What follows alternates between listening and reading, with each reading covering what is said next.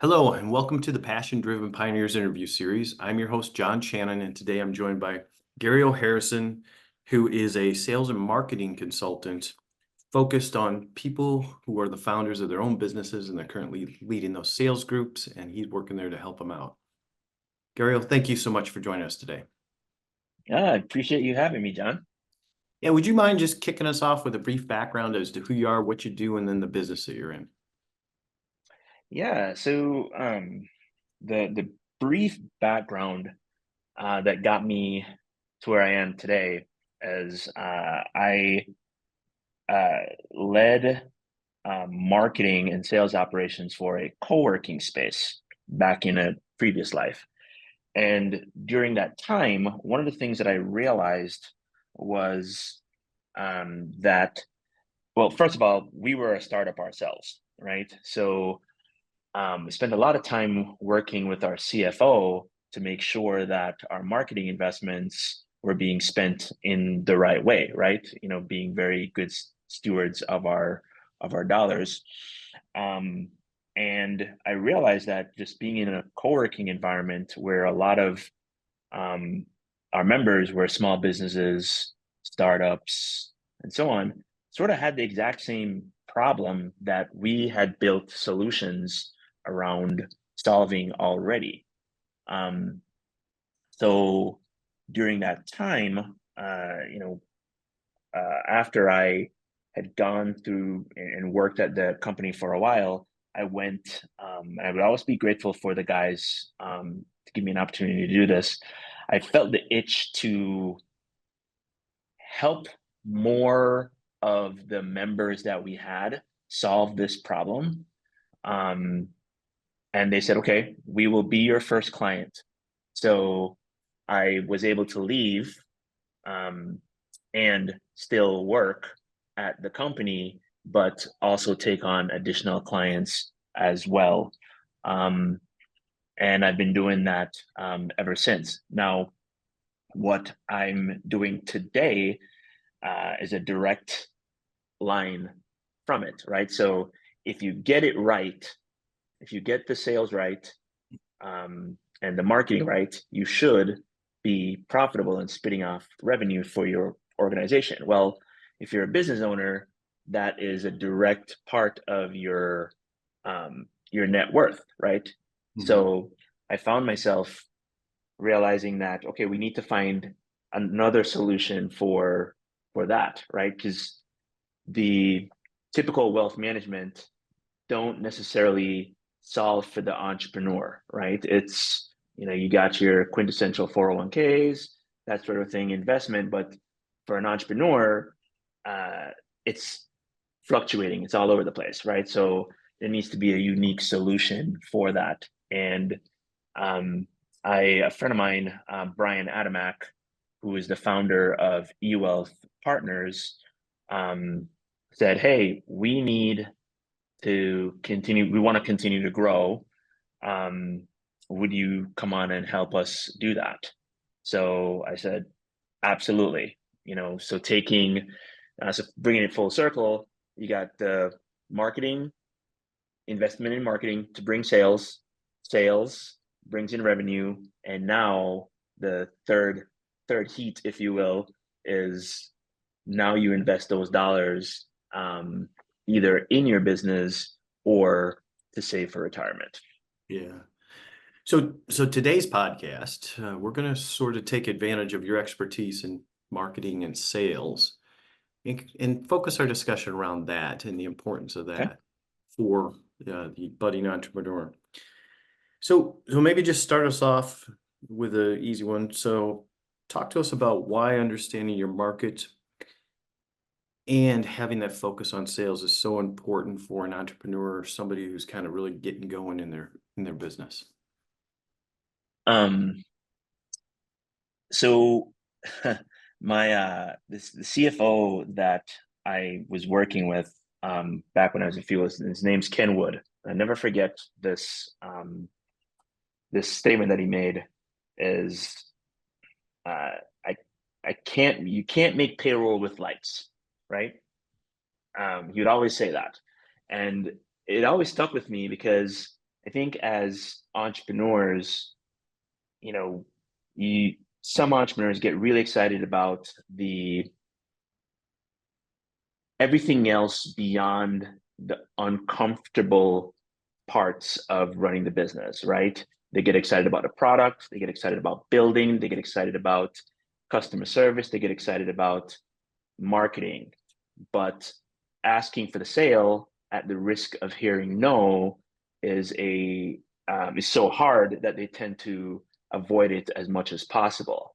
But without actually leaning into that activity, nothing else is, you can't afford to do anything else, right? Can't afford to pay your staff, can't afford to invest in proper marketing, so on and so forth. So I always, suggest before anything else, figure out what investments need to be made. What's the minimum investment that needs to be made to land your first few customers, and go out and get those customers, because those customers make everything else possible. Yep. Yeah, no, that's good. During your introduction, you mentioned that you'd worked with a startup company, and there was one key problem that you were able to solve, and then you said, "Oh, and then we could help other people solve that problem." So, what are maybe the 1, 2, 3 common sales and marketing challenges that new businesses have? I think the biggest problem that I see with small businesses, and it was different back then than it is today, is they spend a lot of time on what I would call, random acts of marketing. And I didn't make this term up. This term came from a friend of mine, Jennifer Zick, and it's such a great term that sums up everything, right? You are trying everything, changing the layout of your website, doing all the things beyond just actually like moving into sales, right? So, what I suggest that founders do, to solve for this, is you need three things, as a founder. And I work with early stage founders in a startup incubator called Beta here in town, and I teach them this. And the first thing is, you need a CRM, right? You need to know exactly who you're talking to, what you're talking to them about, and have a clear sales process mapped out, so you know what you're doing when you wake up every morning, right? And the deal stages are prospecting, connecting, pitching and bridging, asking for the next step in the sales process, overcoming objections. Every sales process goes through that exact same process, right?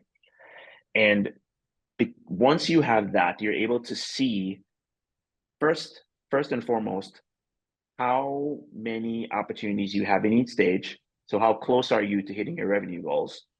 And secondarily, you're able to look and see qualitatively what conversations or messages are resonating with that audience, right? With your ideal target audience.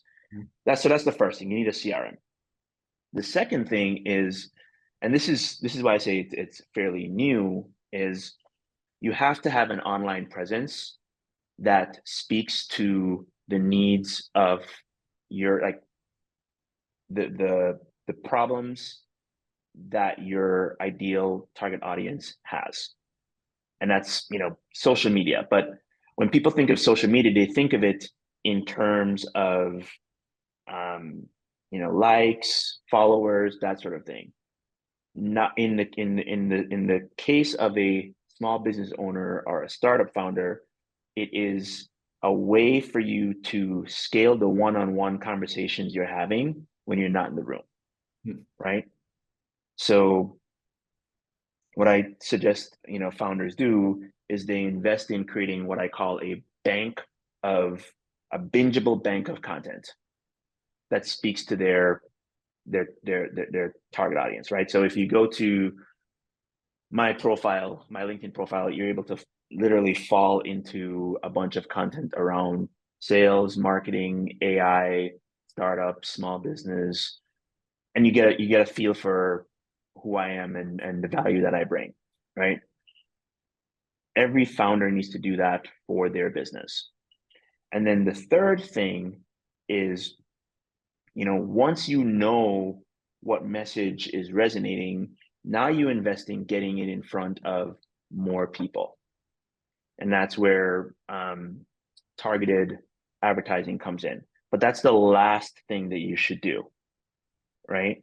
So you end up in this place where while you're still out and about meeting people, reaching out to your network, connecting, and so on, you have this infrastructure in place that's allowing you to move opportunities forward.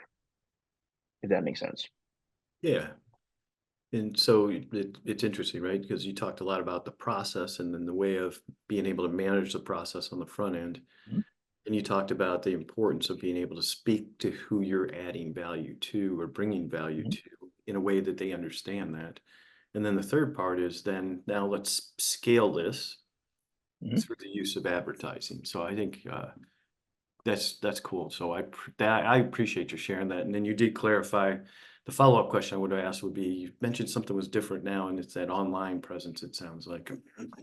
Right. Than Be- than it used to be.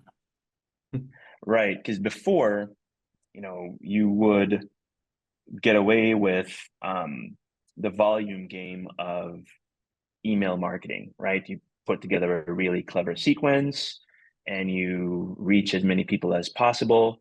Now, with the rise of AI, there's just so much content out there that people are starting to become numb to generic messaging, right?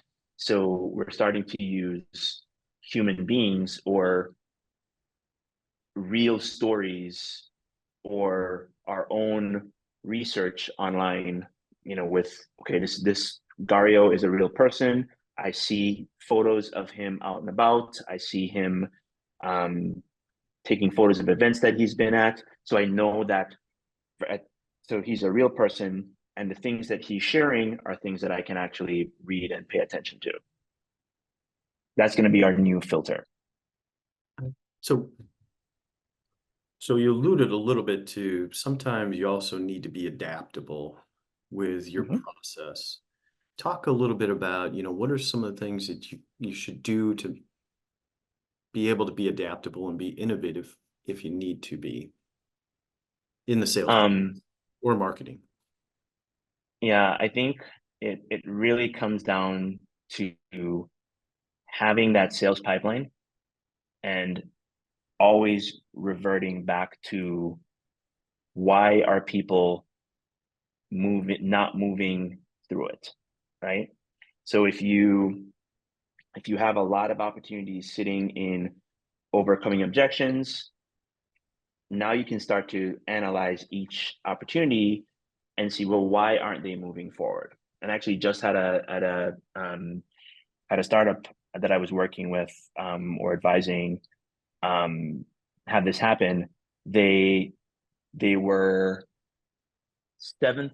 They had about $30,000 in MRR sitting in their sales pipeline in overcoming objections, and they needed $7,000 to hit their revenue goal. So we said, okay, let's not try and do any like brand new net new marketing. Let's figure out why these dollars are stalled kind of in the middle here. Well, it turns out that there was one feature in their product that the clients that they were selling to were not concerned about, but it was one thing that their CTO was always saying, well, if it doesn't have this, we're not even going to consider it. So instead of spending money on more marketing, they spent the dollars on engineering to just finish that last feature. Now, in all honesty, nobody used the feature, but the CTO cared about the feature enough that they had to do it in order to move the opportunities forward. And they did. But we wouldn't have known that had we not been constantly analyzing the sales pipeline. Same thing goes for email marketing and drip campaigns. Like, we realized that cold emails weren't working as much anymore because they weren't showing up in the front of the funnel in prospecting. Well, that just means we have to be more intentional with how we go about doing that. So instead of just blind emailing people, we started doing what LinkedIn has a new ad unit called thought leadership ads, right?